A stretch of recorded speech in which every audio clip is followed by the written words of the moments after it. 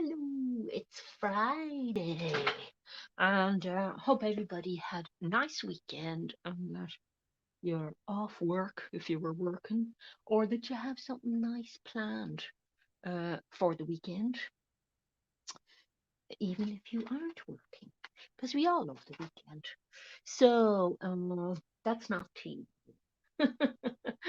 That's another thing I'm going to use as a palette. This palette isn't big enough for me. And although I bought loads of palettes, I bought glass palettes. And um, why I'm using that, I've got painting myself already. Look, why I'm using that is that I'm using gouache today, and there might be a bit of sort of watercolory action going on and runny paint. So this has sides that go up a little bit. So I was cleaning the kitchen yesterday, and this little tea bag container, the lid was broken on it. So I said, I hate throwing things out. I'm always recycling things. So I said to myself, oh, that looks very pallety. So I didn't have to throw it. So I have all sorts of fun planned today. And some of the fun is not just making palettes. There is another, see, you put a bit of grey paper under it. It's fun.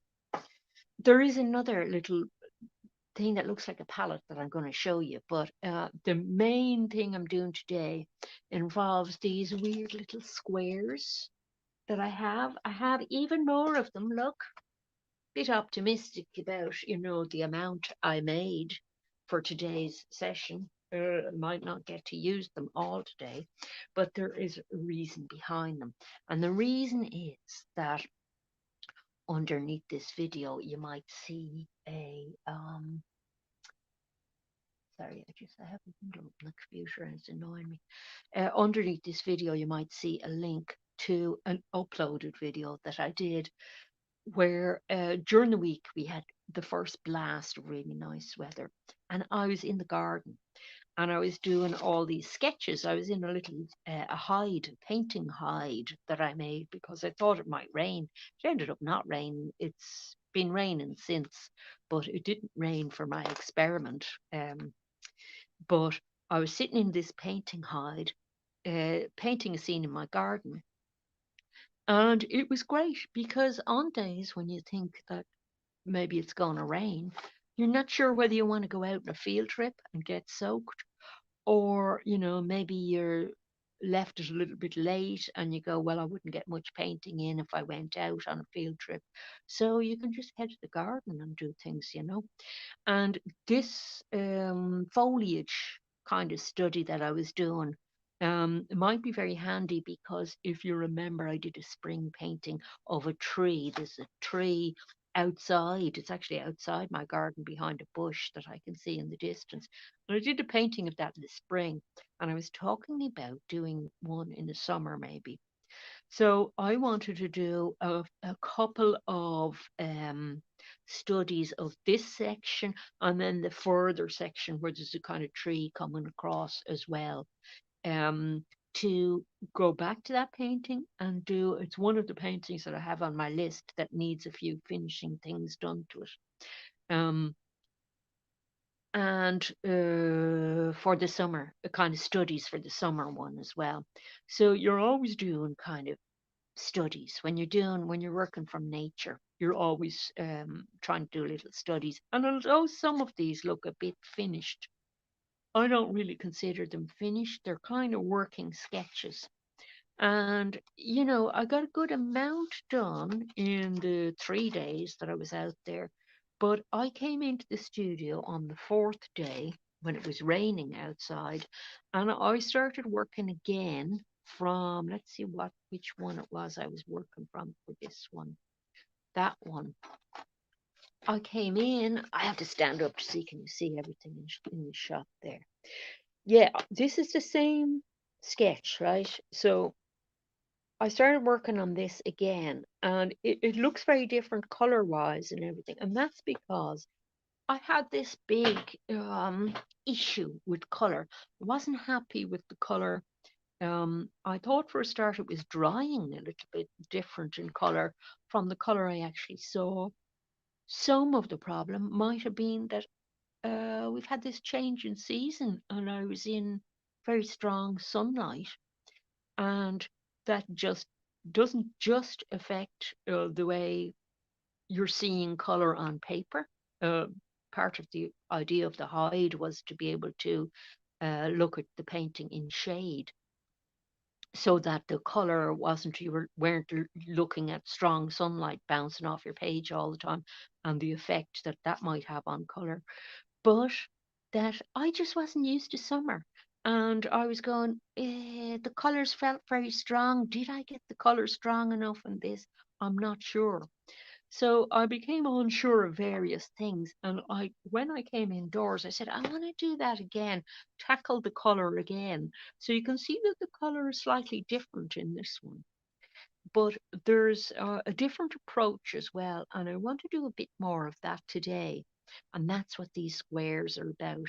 And it's a different approach because it gets a different effect and it's coming at it from a different starting point. Okay, so that's what I'm going to be doing for the next hour, painting foliage from work I've already done, but I'm going to be concentrating on brushwork and colour. So we'll see sort of different brushes coming out, different mark making and things. So that'll be a bit of fun.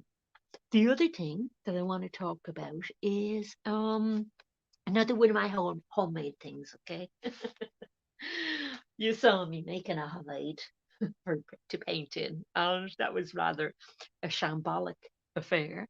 But it was highly successful because it was very easy to put up and easy to take down.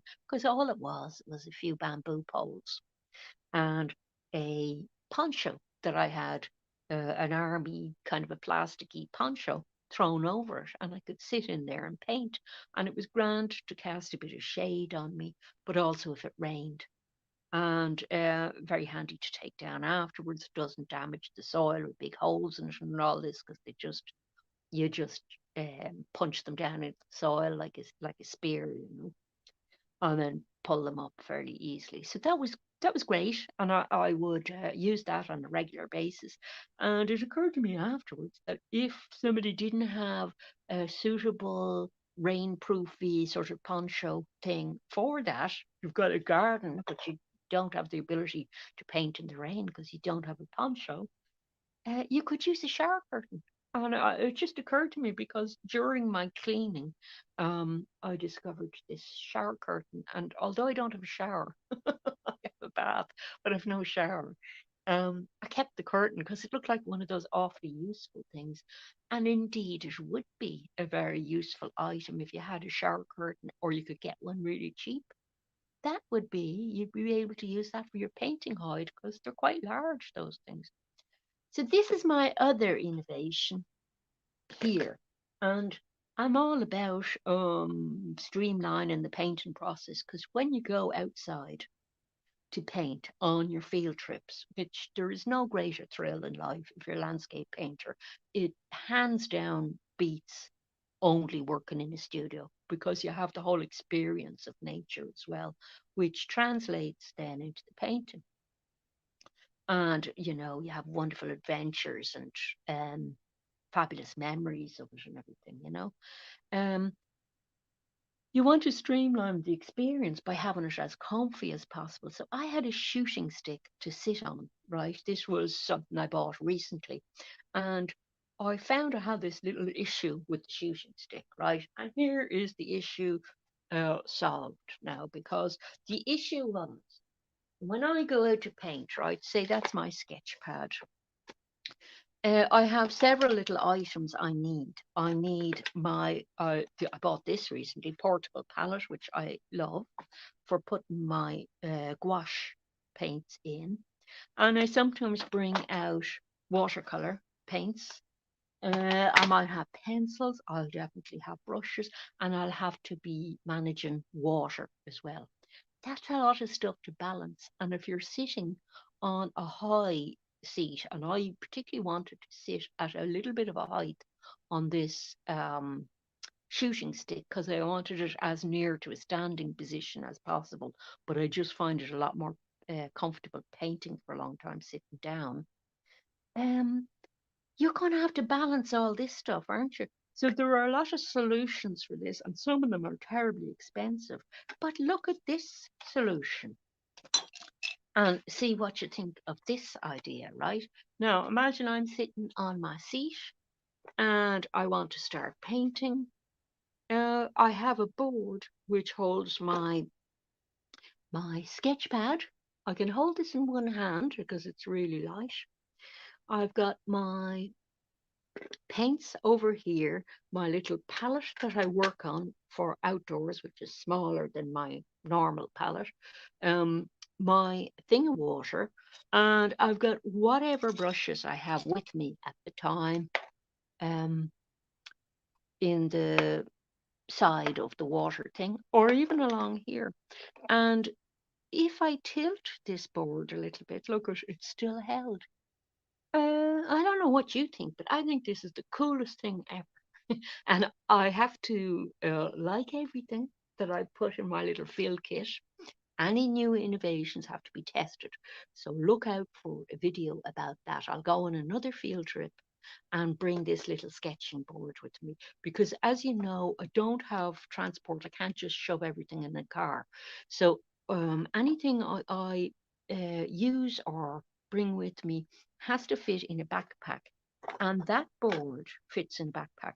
Okay, and this was made in 10 minutes last night.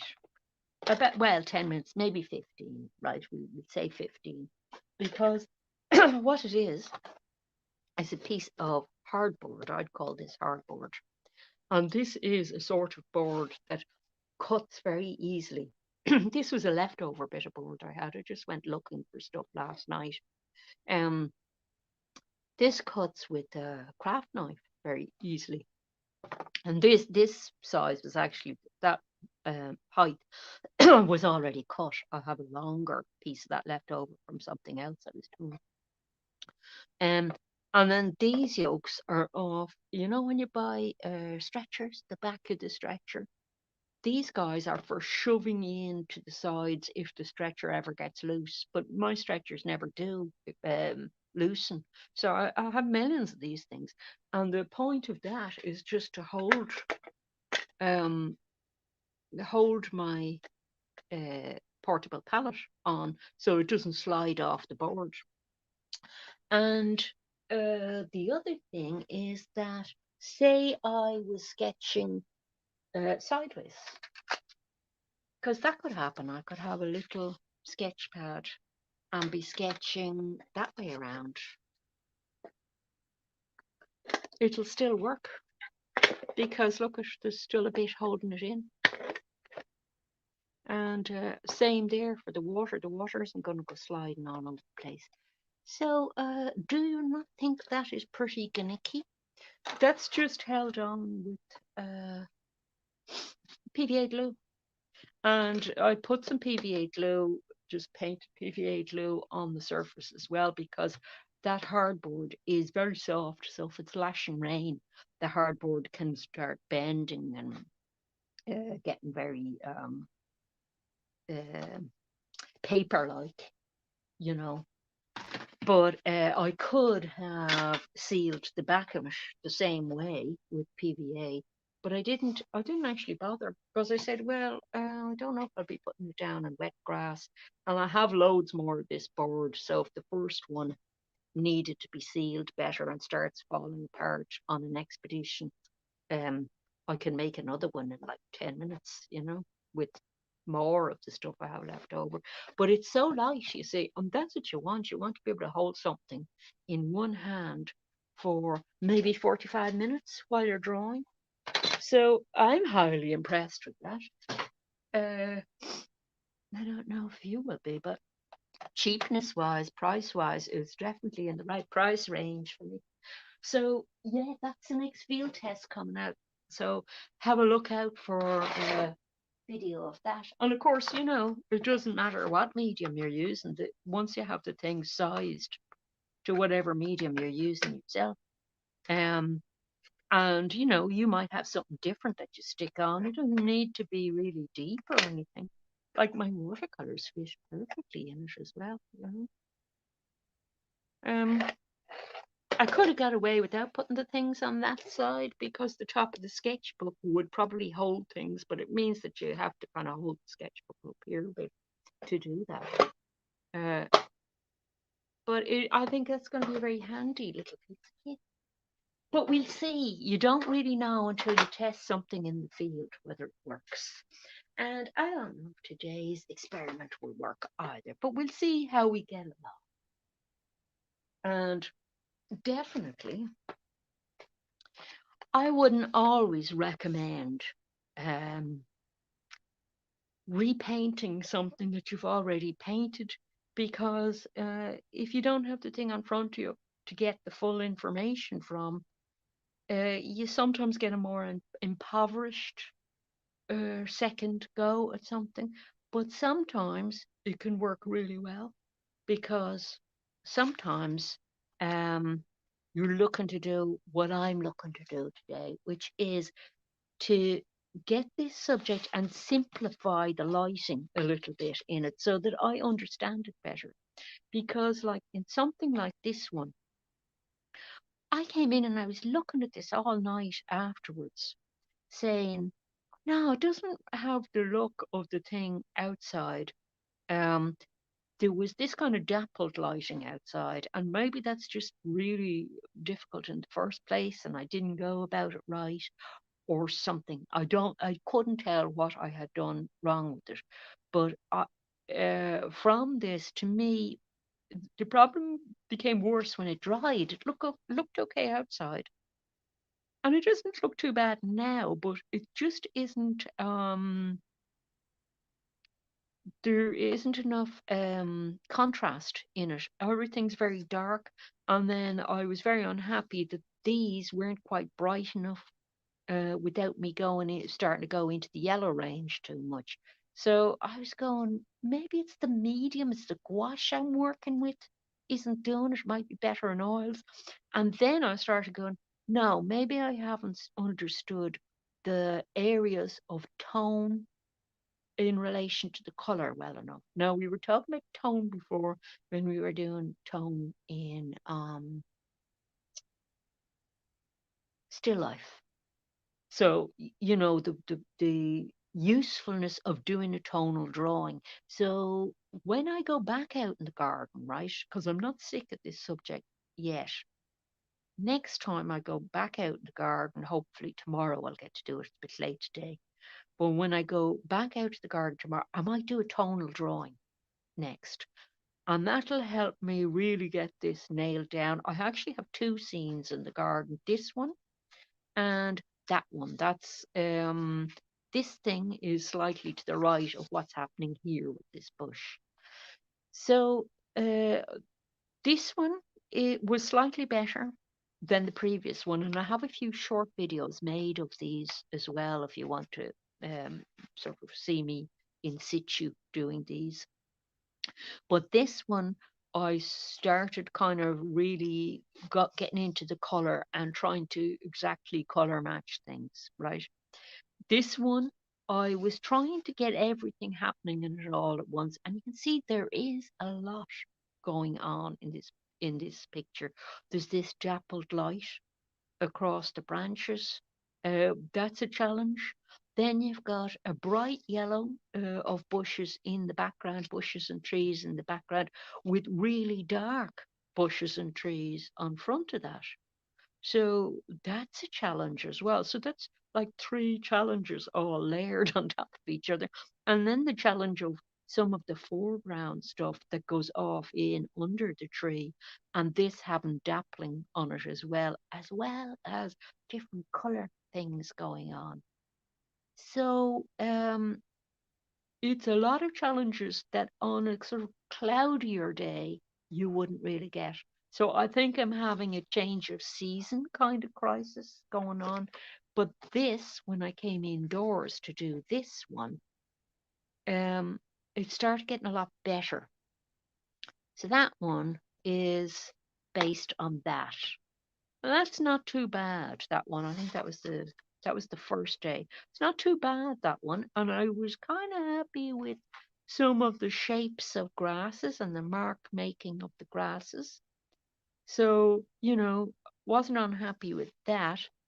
The layering here was the bit I was unhappy with. And then it occurred to me some of the problem might be that that one was approached a bit like watercolor. So what happened was this was sketched out first.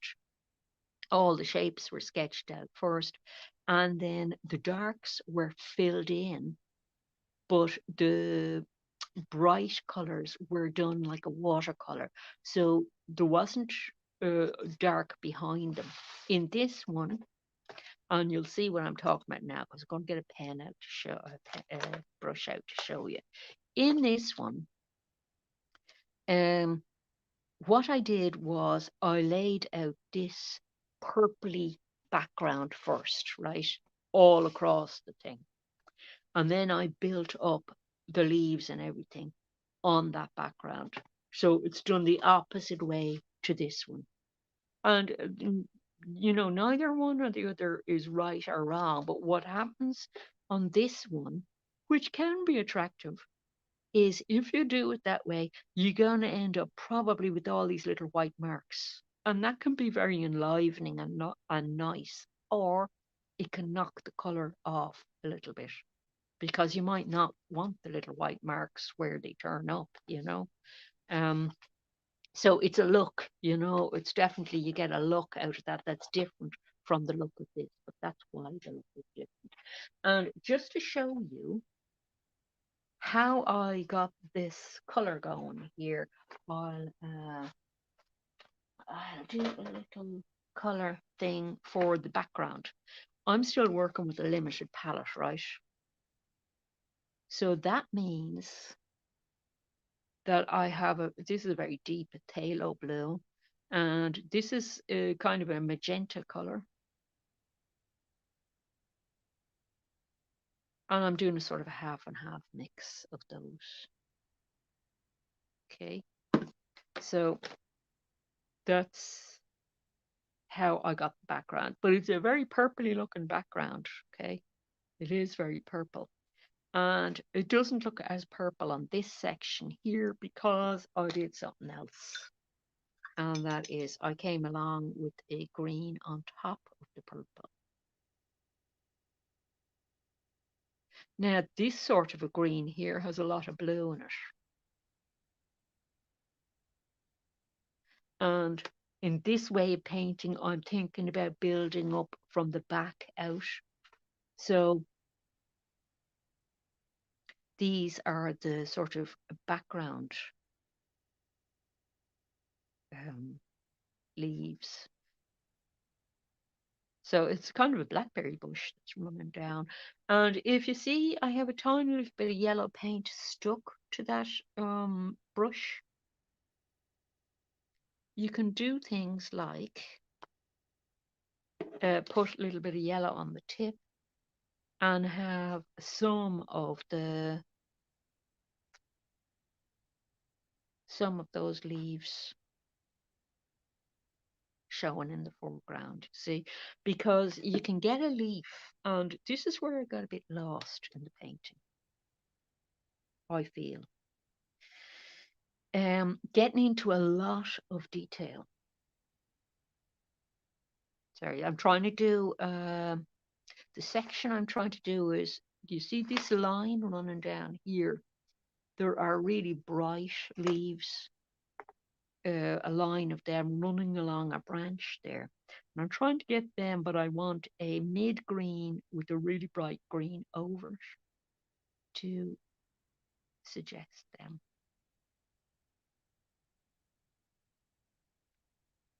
And I'm going on the side of the brush, kind of like that for these as well. And different directions. Because you see people doing these things with leaves, and it's nice, it's a nice look, but I think it's very illustration-y if you go overboard with it. You see people doing this sort of thing, and they say, okay, I'm going to make a leaf shape by putting my brush down, pressing and lifting up, and you get a nice leaf shape. you know, it's very nice. And I'm going to do a bush done entirely like that. And they do a little sort of pattern to make a bush.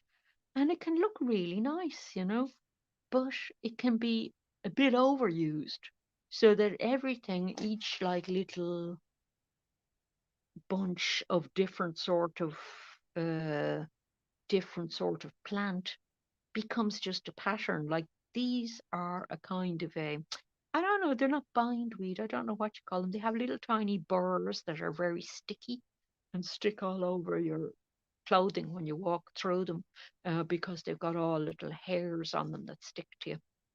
But they're really easy to pull up in the garden. So I usually let them grow so I can draw them and everything because they look really pretty. And then they have little tiny white flowers in them, and I let them flower.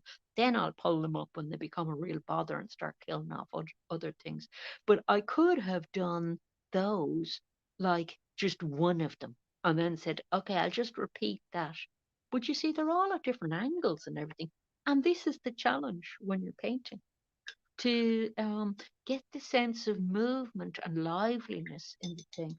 And even with this is where the difficulty, for me, this is where the difficulty arrives in. Maybe, I don't know, maybe other people are fabulous at this. But you see, what happens is that sometimes people bridge this kind of, I call it a drawing gap, drawing skills gap.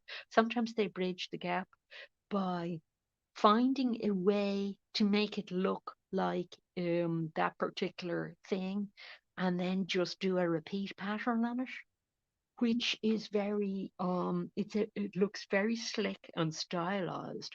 But if you're um if you got any kind of sophistication in looking at pictures, you soon get the feeling when you look at it that that's a little trick somebody's doing there. It's a bit um, uh, uh, just kind of stylized, and it's not, it lacks kind of depth or lacks any sort of saying anything about that particular day and that particular plant. You know what I mean?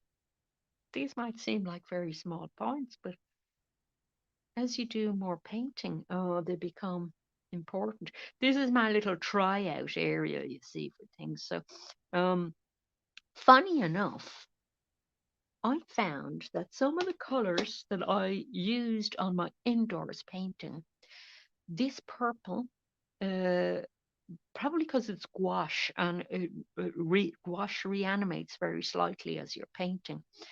um, the branches took on a purple cast to them, which wasn't there in the original because I've done color notes for it. So that's those two colors there were the colors I was working with, and they're not they're not that purple, but I liked this very much because it got the feeling so much better. This purple. And I think that's because of the way lighting is on really sunny days when you're looking into, I don't want to generalize, but when I was looking into that foliage, there is a kind of a glare that goes on. Like if you're taking a photograph, you might see a glare on a sunny day, depending on the way it's hitting, the lighting is hitting something. And there was that kind of not exactly a flare, but some sort of a glare coming off the thing um, when you're looking at it. So this is one of the tricky things about painting on a sunny day, that your eyes are playing little tricks on you as well, and that's what makes it so darn interesting.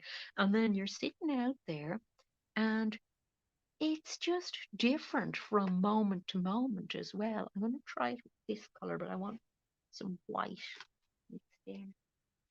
Um,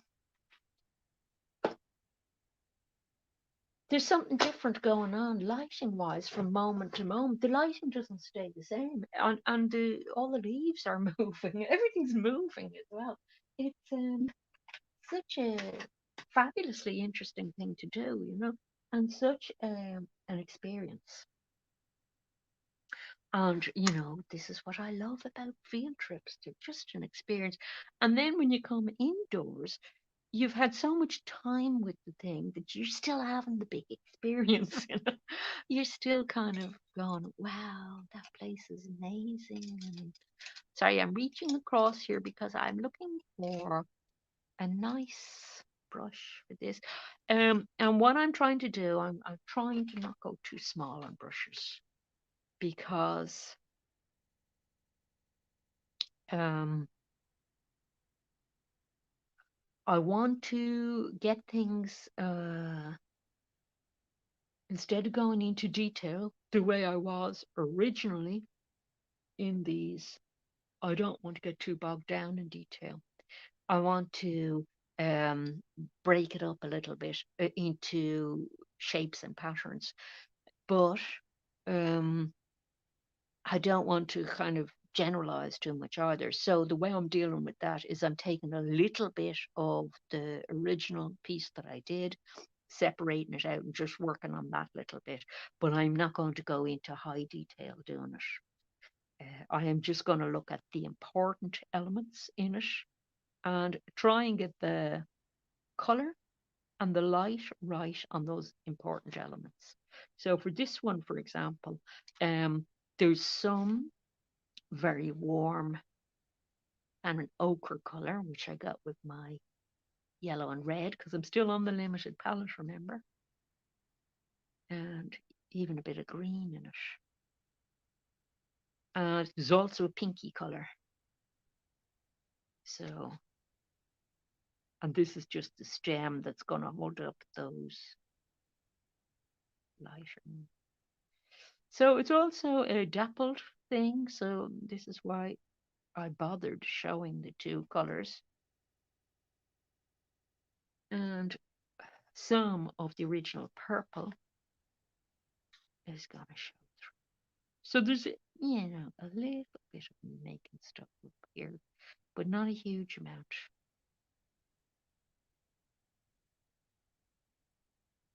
Some of that deep kind of sienna-ish color.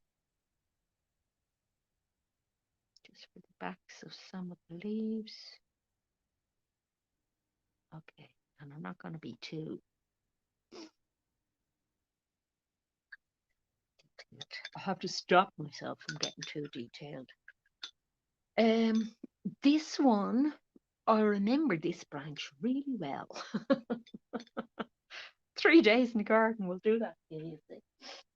This branch did not have any, um, oops, that's not nice when that happens on gouache because it leaves a little stain. This branch didn't have any really bright highlights like this kind of thing going on it. It was just a really fresh green that was actually two greens. If we have a little look here, too much red in that little one again.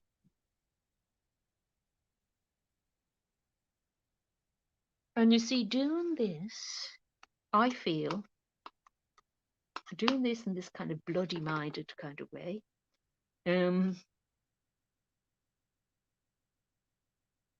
might seem a bit pedantic. I don't know. But it's helping me think about the thing and analyze it. So I'm okay.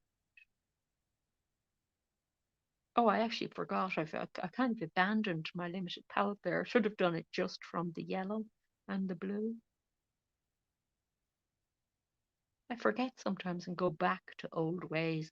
I have decided with the limited palette that I am going to stick to using it for the next while. So the next field trip I go on, I think will be the first one using the limited palette, unless you count this, because these were all done with the limited palette. Which, when I'm talking about a limited palette, I'm just talking about um, using the blue, red, and yellow. There wasn't even any black in any of those. So it's a challenge, you see. Might have used that bright green though. I don't know. Can't remember. Can't remember if I did that. Yeah, I might have done that because uh, I don't know that you can get very bright greens with the limited palette. So I didn't want to have to think about my limited palette a lot. So you see already, I'm kind of having to. This is the irritating bit about it for me. I kind of having to go back over areas I've already covered. Um, and it's not just because I'm working on a dark purple background. It's just the sort of coverage of wash isn't that amazing. Okay. But I don't like that. I don't like having to go back over things. And then I want to have little kind of curls as well for some of the leaves because the leaves come in pairs on this. And it is worth doing a study of a particular branch on a tree, for example, or cut a branch off and bring it inside and do a study of the way the leaf shape is and the way the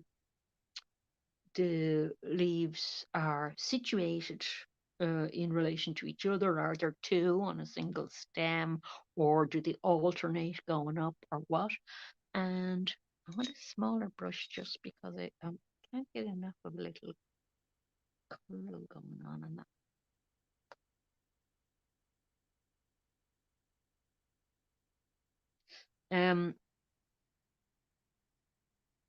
And the rhythm of them as well, you see. So I want a few that are curling around like. Okay, so the background leaves of this, I'm not exactly going to paint the whole, thing exactly as that was. It's more a kind of an impression of that section that I want to get, but I do want to establish the darker green. So I had the pale green and the more yellowy highlights. And there weren't many of those, there weren't any. It was just there was two tones in that, and quite often you'll see that in leaves. You'll get two tones, and you might get one tone that's yeah. You see, I can't use that. That blue is not the right kind of blue to be using um, to make a really bouncy green. So I actually have to depart from my limited palette to get a slightly bouncier green, or else, depart by getting a different blue or getting a different green. So you might have two colors, you see, and you have, one color might be along the edge of another color, or it might be sort of just grab a bit of that sort of green for me. See the way that's totally zoomier green. That's a viridian. I just can't mix up something as zoomy as that from that other. Okay. So it's knowing where to put the second green on is the issue, and that's where your looking comes in. Unless I had a very good photographic reference inside, or I had very good references in these, I wouldn't know exactly where to put it, but I have sort of indicated it in some of these, and you can see there are actually three colours in those leaves there, even though it wasn't highly successful. I'm sort of getting there with, that kind of way. Okay, so let's have a look at our darker green, which is one of the background greens because it's disappearing into the purple very slightly on me, even though I had it there before. And then I want to come up a bit.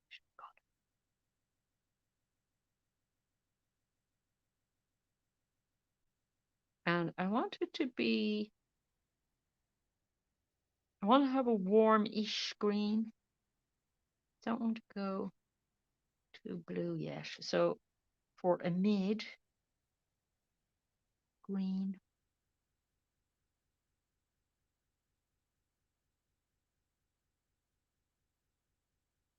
and I want to avoid that little patterny look.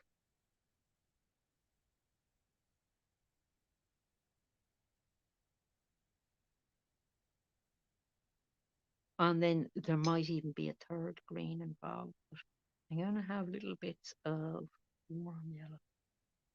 So you see, there's quite a lot of colour involved with the leaves.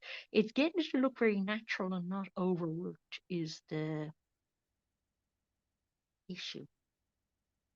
Because you don't want to describe every single leaf because that's doesn't always work for atmosphere in a picture. It would in some pictures, but it is what you want in some pictures. But it's over an entire picture wouldn't work because it's not how you see. Your concentration isn't in every area all at once. And a hyper real version of this would be kind of a bit disturbing to your eye. It sort of starts going a bit surreal then. So you want to have maybe, some areas that there's super detail in and some that there isn't. So there's quite a lot of control goes on that you have to learn. I mean, like I'm only learning, it's taken me years to learn to do landscape at all. Just have this big problem with it to get it to look outdoorsy at all. I just didn't feel. Now I'm trying to make it brown to kind of go darker down here. Um, I didn't feel it looked outdoorsy at all. Now let me go back to where that I don't have a good shot of that one. I have in a photo, but that's the best shot I have of that. I'm actually not painting the thing on the top as is as much as maybe this version at the moment because I'm looking at the lighting on the leaves, which I think I got better here. And the tone is right in terms of how dark it is around those leaves on that one, even though other bits weren't like super successful. There was also a lot of brown going on. And then down at the bottom, there was blue. But I'm going to leave a lot of the purple in this because the purple was actually working quite well. But if you see what's going on, we're introducing more,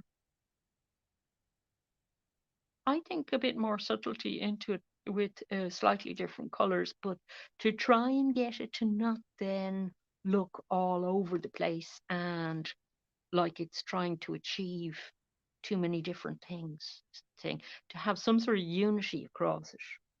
That's the challenge. And I'm going to get slightly watercolor in my attempt here because I'm going to go back in to the top of, I'm leaving these foreground branches alone, but I'm going back over the top of, with this color, you see, back over the tops of some of the green to get them sort of going into that really black area. So just doing a little tiny panel like this can take quite a while. But if I keep reminding myself to not get too caught up in the detail, you know, I could work for like a couple of hours on this quite happily, just on this section. But if I remind myself, no, no, that's not the point of what I'm trying to do here. I'm trying to simplify it. This one, I'm trying to see the foreground um, leaves and what leaves are in the foreground and what are in the background. I'm trying to see the difference between them emphasized with the right amount of contrast. That's what I'm trying to do in this particular one here. And actually, for some of the other ones, That's what I'll be doing as well. So you see why I haven't started trying to do the whole picture again, because I'm just going to take sections. I'm going to take, for this next one here, I am going to take the grass section and work on that in the same way, to try and see, can I separate out what is a mid-tone in my green, the different shades of green as well. The way I did here, I had 3 different shades of green going on in this one, and I had a couple of different shades of background going on. And, you know, some of the leaves in the foreground were just, I was just looking at, well, what colour would they be to show, and trying to get more confident about that. But the brushstrokes were doing it for me as well, you see. And the colour, because it was having to come in with a couple of different colours to get it to work for me. And there was that kind of, in fact, I don't have any there. Wait till I just put some out to show. And you'll come up with your own colours because you're doing your own thing, man. You'll be painting your own thing. So you won't see what I see. So that was kind of a mid-tone for the background leaves. But I also was able to utilize that purple for the dark tone for those leaves, you see, to get it to integrate, to recede back in space a bit. Now, those background leaves, I remember from spending so long doing this, they also had a highlight. So I want to reflect that here and show those. Some of them had this bluey tone going on. And you can see how that's quite different from this spring yellow for those leaves. So that's definitely, when that goes in, that is definitely adding something to it. Like, you have to be sort of careful that you get the tonally up in the right range for it to work. And then I'm looking at it in relation to this. Does it work in relation to that? So this is where I have to stop myself getting too caught up in details. But at the same time, there's a certain amount of time you have to spend with it, because you are looking, see. So to get this branch to be more in the foreground than this highlight on the background leaves, I know that's a brighter colour, because they're grey, pinky sort of branches. So there is this little bit of juggling goes on, trying to get your colours working. And I'm bringing that down very slightly again. See? Oh, summer's here, big fly is inside. I don't even have doors or windows open. He's got to go, can't stand the smell of the noise. I like the noise of bees, but a fly buzzing around is irritating. Okay, so I like that actually. I think I get happy with what I got with the colours of that. So this one over here, I'm going to work on a little, because I've only got 10 minutes, but I'm going to start the next one. And the next one is going to be this line here, with a few different types of grasses going on. And the other area that I want to look at is in here, there were browns and things as well, but that's rather a lot to do in one panel. So this is why I have so many things. And there's another sort of panel I have here, and it's a different background color. So that's another idea that I can use to see how different backgrounds affect the thing.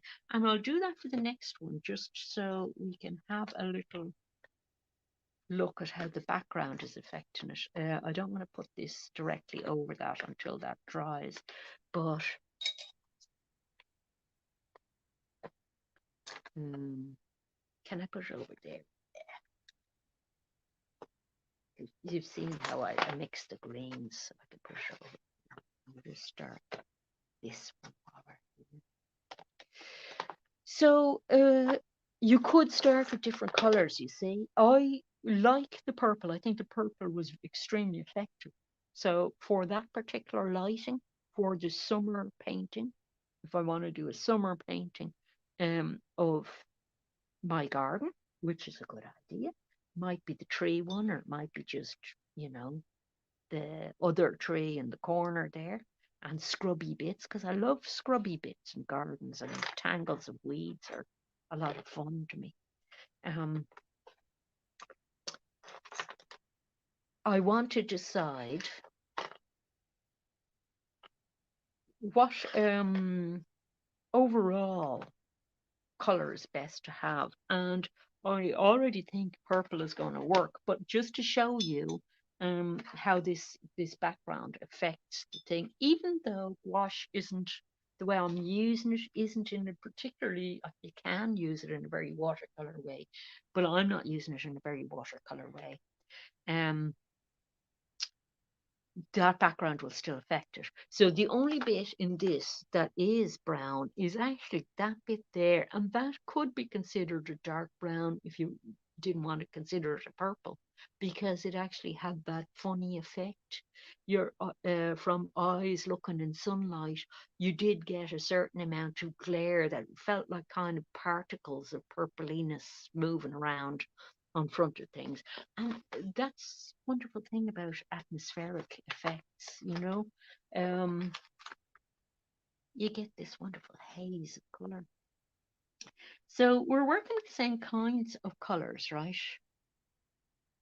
Can you see that in the shot? Because I'm not sure where I have things. Okay, so this is going to be this corner of this one here with that very bright, fresh green going on. I don't like that brush for it because it's pointed, not great. Wait till I find myself something else.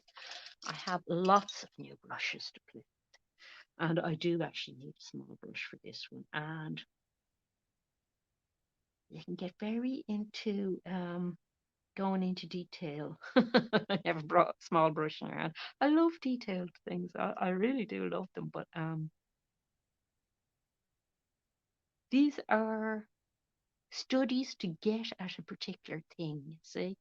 And if I do a tonal study of this, I'll make sure I post it up on the community tab to show you what I'm talking about.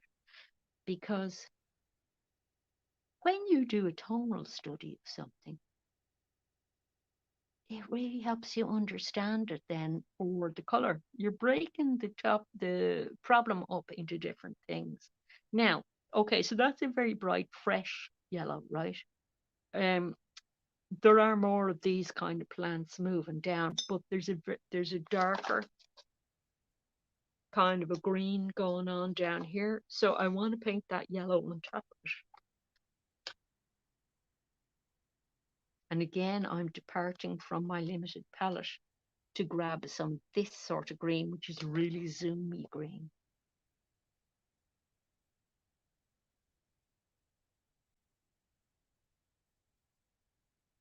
And that zoomy green is just cutting out a lot of the brown, okay? So you're sort of saying, well, what's the point of the brown? All you're getting is the shadow under the bush, really, at this stage. Um, And if it were only that, that would be fine. But this is where your brush work comes in, because at the end of things, the sides of things, you're going to have little bits of the soil, which are explained quite well by that brown. So you've got the unity that the brown creates running throughout the picture. And that is the point of doing it. And that's why, in some ways, this approach might work better than my other approach, which was like watercolor. which was to do the pale colours first. Um, and I liked the effects I got because I like working with negative spaces, which I was working with between branches, filling in the dark between branches. Whereas this way I'm doing it the opposite way around. Uh, so they do give different effects, you see. Now, in the front, I've got different stuff going on. I have a little bit of dark, but I have pale as well. So I'm going to try and get the pale green going on there. And I'm actually having to introduce a bit of white into it because I'm not confident about its sticking power.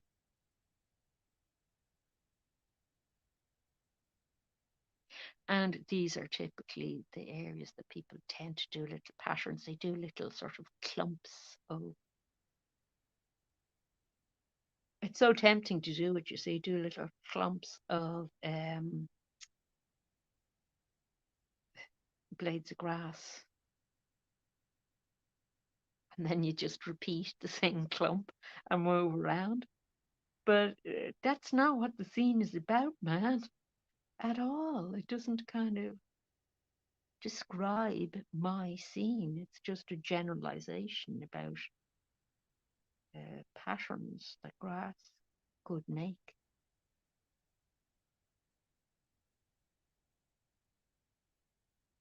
Okay, so you see how I can work back up to there. And the brown is nice too. I would have to get in there and do more things with the brown.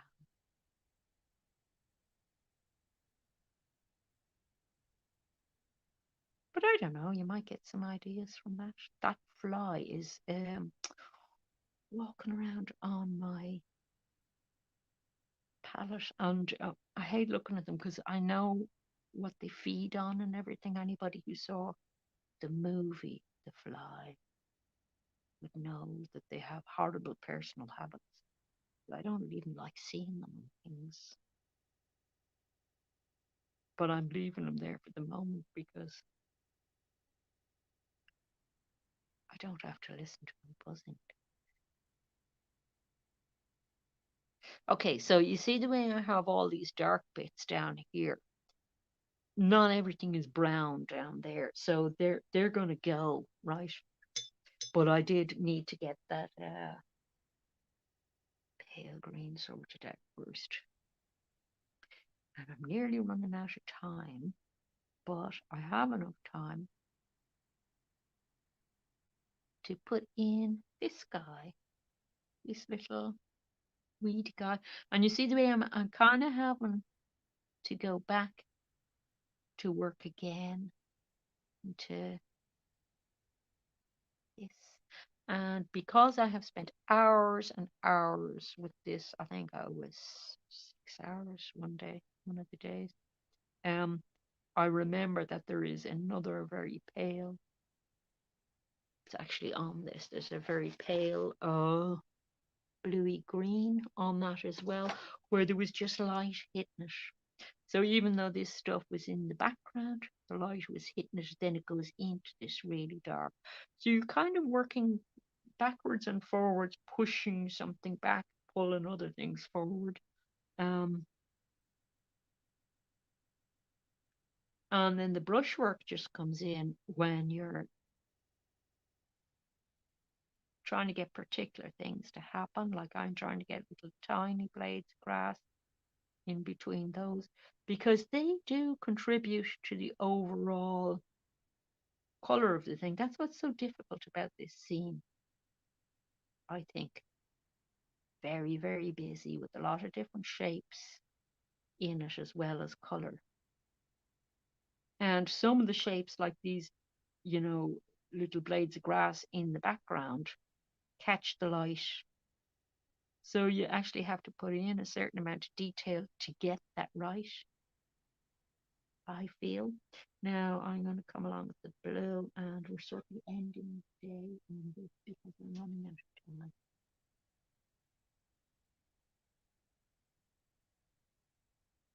And this is a very, very pale blue.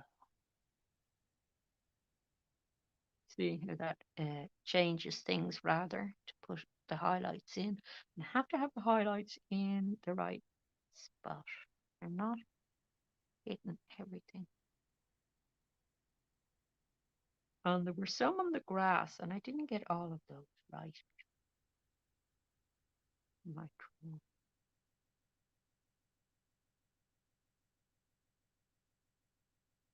And I am just going to indicate the branches, some of the branches in the background,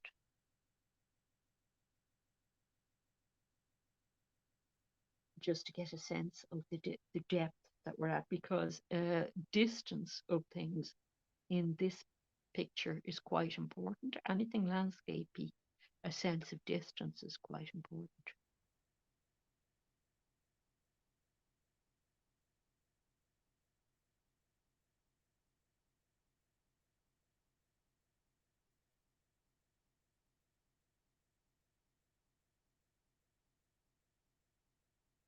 And I want to indicate a little bit of some of the dark leaves. And on this one, that purpley colour will go back in some places. So I'm actually reanimating some of the purple colour I had.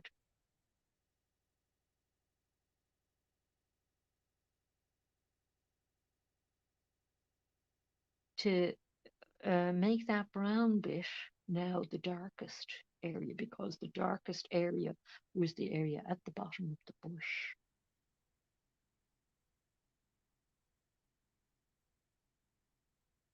And then I'm in some dark green. Now, hopefully, even though my background is a different colour, hopefully when I look at the other little study that I did today, it'll relate colour wise to this one, even though I started with a different background colour. But we'll see how it goes. There is a little more work to do. I'm going to mix up a deep brown again, which is going to be a purplish type of brown.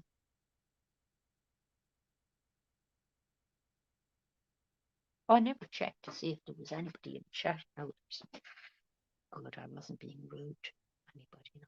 Hello. I always feel that's so rude. Just, it's not that I ignore people on purpose. It's that I have the camera above me far enough that I can't always see people.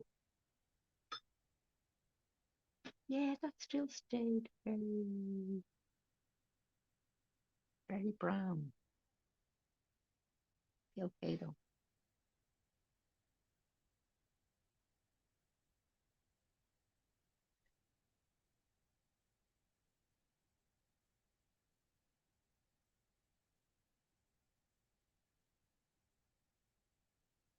This one is getting used a little bit more like watercolor just because a lot of the colors are drying up.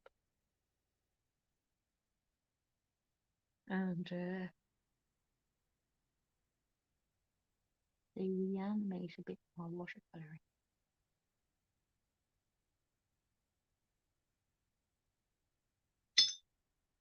Okay, and there's this kind of play off going on as well between. I don't have much time left to work on this. In fact, I have no time, but there is a kind of a play off as well going on between opaque colors and more see-through colors. But you can see that at least one of the themes emerging is how many different greens are required in this. Because I haven't even got the highlighty paley blue one indicated. There are also, sorry, I want to get rid of more of that brown in this area, and I'm getting rid of it with this in between the leaves color. green because I'm trying to keep the brightness of the other green going. But the little path there at the edge does stay brown. But it's not all as brown because there's a warmer sort of ochre, pinky, ochre color. Yeah.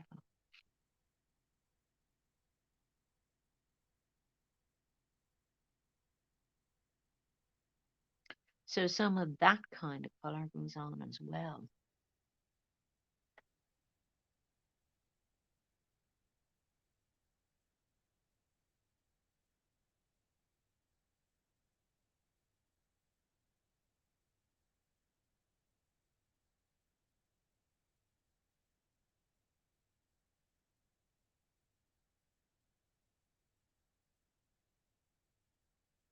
So let's look at the two things together.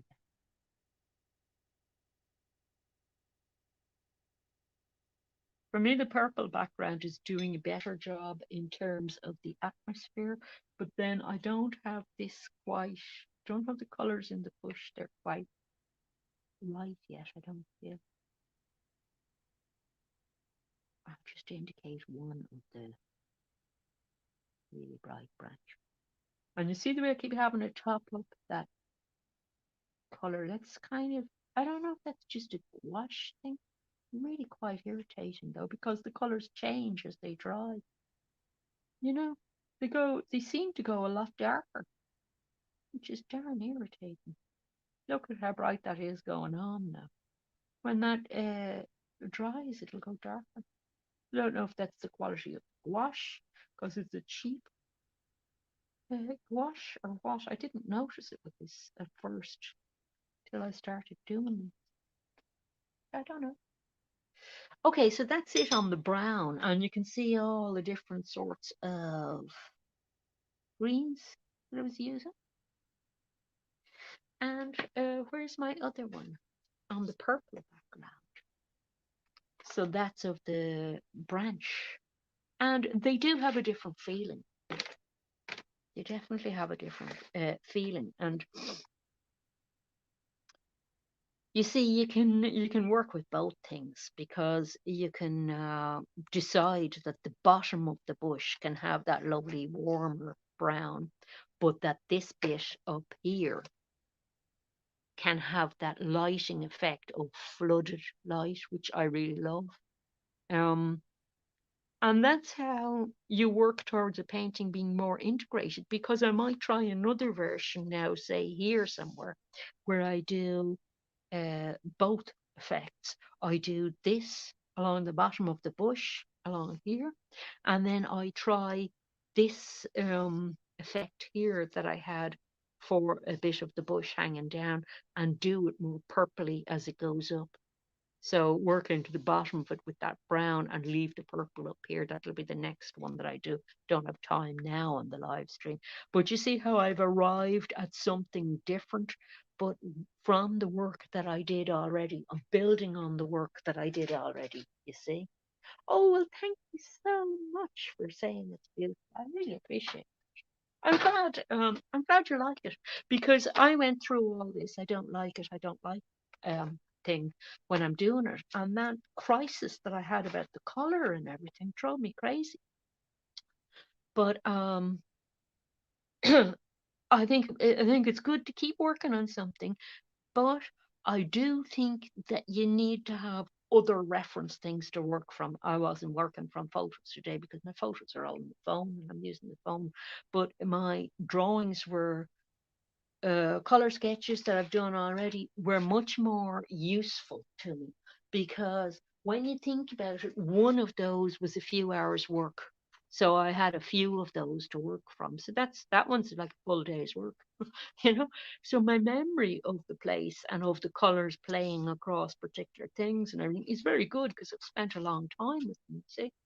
So I've got a richness to draw on when I'm getting further along in the development of this as possibly being a finished piece, which it might be. I did promise I wouldn't start any other paintings until I'd finished the ones that I have, but I didn't promise that I wouldn't be doing stuff like that to keep working towards things.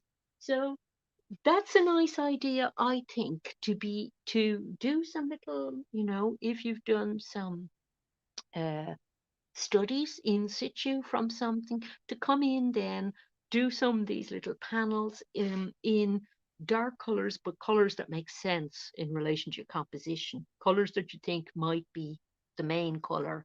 I couldn't decide whether my main background color was a brown or a purpley color because I thought that they both were quite legit. But to do more studies from them. And you will get further. You will get further if you have the correct work put in before then, you see. And of course, it's very interesting and exciting. So I hope you have a wonderful weekend, whether you're painting, not painting, just chilling out, or, whether you're busy doing things, have a good one. And the next time I see you might well be, if we keep our fingers crossed, we might get the weather for this, might well be testing out this guy on a field trip. Wouldn't that be cool? I'd be really into doing that. And be able to sit there with my shooting stick, painting away, holding my little homemade board. So we'll see, does it actually work before you decide to make one yourself and you think it's a brilliant idea? We'll see, is it a brilliant idea? So you don't have to make it in the same materials, obviously. It could be just some little bit of plastic you had around the place, or you could just make a quickie one from cardboard. Um, and then just chuck it away and use something the next time. But you do need some little thing to stick onto it with PVA glue. I think it'll stay on, but I don't know. Okay, so that's it. I don't know what we're doing next week. I was vaguely thinking of maybe doing some portrait stuff just for a change, but I don't know what people would be into. Um, I don't want to bore people to death staying on landscape too much. I will be, obviously doing a lot of landscape this year, but I want to do things that bounce around a little bit in terms of skills and, so it could be portraiture just for some color mixing, because we've done portrait drawing already, we've done a little bit of color, but I might, depending on the mood, I might get a another model in and do a little portrait start to finish. We'll see what happens, see how the mood takes us. So have a great painting week or weekend, or whatever else arty you're doing. You might be reading a book, you might be just living the arty life. The lifestyle is pretty cool as well. And I'll talk to you again soon, and look out for another upload maybe next week. You never know if the weather does another little blast of nice weather. And there might even be one tonight, because I was thinking about doing a short piece that is about using this brush for doing trees. So if I get it together to shoot that this afternoon and it works out okay, I'll upload a short for that. Because it's about brushwork as well, isn't it? Brushwork and colour. And they're very important. They're very important for doing these kind of foliage things. So we all have to keep working on those all the time. So thanks for dropping in. Oh my goodness. Going to make me really big headed here saying such nice things to me. I don't know about a gift, or don't know if it's a gift or it's a well, it's definitely not a curse, but you get better at painting from practice, practice, practice, practice, practice. And that's why you hear me still giving out that, I didn't do this well or that well. But we have to be able to be a little bit critical of ourselves as well. or we don't get any better, you know? Everybody has to start somewhere, but there's not usually a stage where you go, oh, I'm just so brilliant and everything I do is brilliant. But it's lovely hearing somebody else say shut your doors. I just don't want to get too carried away by it because I got a lot to learn. But that's what we love about painting, isn't it? There's always so much to learn.